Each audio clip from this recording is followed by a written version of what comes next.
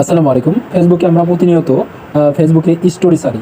এই স্টোরিগুলো 24 ঘন্টার মধ্যে কিন্তু ফিনিশ হয়ে যায়। তো এই স্টোরিগুলো এক জায়গায় ফেসবুকে জমা হয়ে থাকে। সেই স্টোরিগুলো আপনি কিভাবে সবগুলো স্টোরি আপনার একসাথে দেখতে পাবেন সেই প্রসেসটাই দেখাবো। প্রথমে আপনারা ফেসবুকে চলে যাবেন।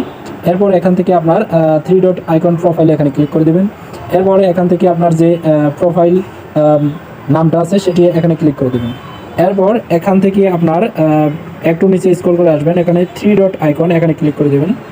এখানে ক্লিক করার পর এখানে দেখতে পাবেন যে মেটা ভেরিফাইডের নিচে আর্কাইভ নামে একটি অপশন, তো আপনারা এখানে ক্লিক করে দেবেন।